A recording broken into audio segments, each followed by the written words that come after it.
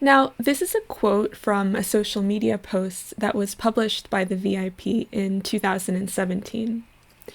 Quote, "We believe that we must challenge the dominant culture, speciesism, which says that we humans can systematically and ruthlessly use and exploit other animals for our benefit. We reject that and believe that we need to directly confront speciesist culture at the grassroots community-based level." Unquote. Would you mind elaborating on this? Yeah, well, that goes back to my PhD. And so my PhD was about cultural speciesism, and it's about the support pillars of that.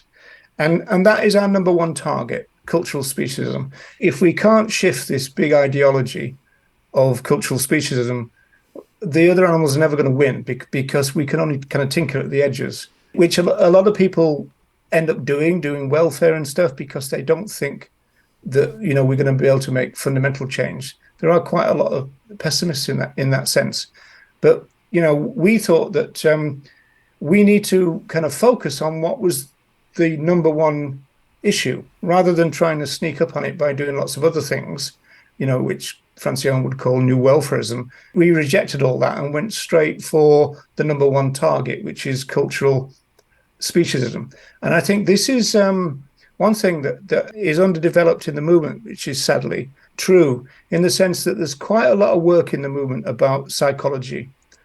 That tends to kind of put the focus on the individual, whereas from a sociological point of view, the problem is cultural. That means that we live in an ideology. We're born into a deeply, deeply speciesist society. We're brought up as speciesists. This is a major problem for change. It's a major problem for us because it's almost like an ideology is almost like the water for fishes. It's like the air that we breathe. We're surrounded by it. We're kind of saturated with cultural speciesism. You can't really go out for more than 10 minutes and be confronted with it in some form or another. So that's the target that we kind of figured out is what needs to be tackled. And we set about trying to tackle it rather than skirt around it.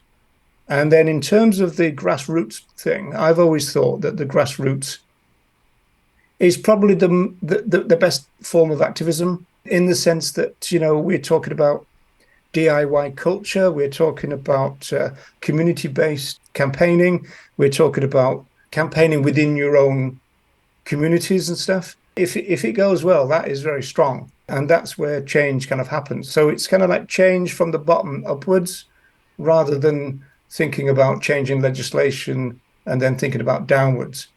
Legislation, this movement doesn't have a very good track record when it comes to legislation. It's usually welfare based. It's not usually well kept. The hunting ban, for example, in Britain and Scotland, well, in England, Scotland, and Wales, rather, it's kind of full of holes. And that's because those kind of things come about within cultural speciesism. So if you don't tackle the number one problem, you're always going to be struggling to get anywhere.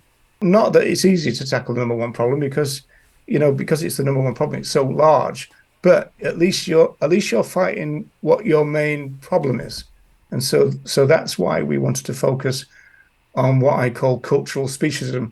The movement is kind of, you might call culturally illiterate in the sense that there's not a lot of understanding within our movement about the depth of the culture that people are embedded in.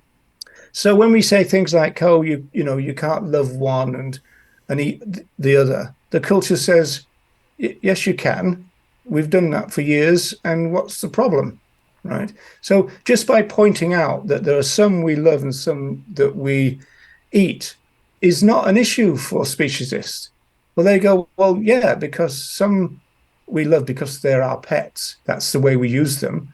Others we eat because we regard them as food animals, in inverted commas. And so it's a functional view of the world.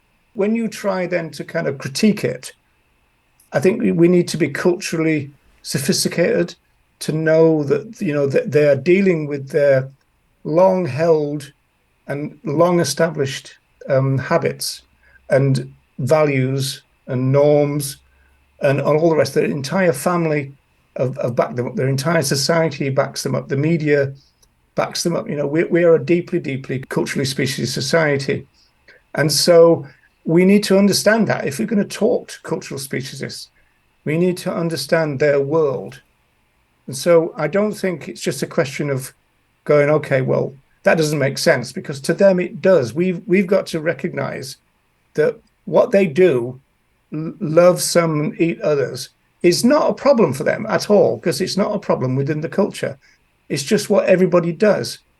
Because we say, well, what are they for? Well, those ones are for eating. What are these ones for? Well, those we make into pets. So it's a functional view. And I think if we get a bit more sophisticated in our understanding of culture, it would advance our advocacy, I think.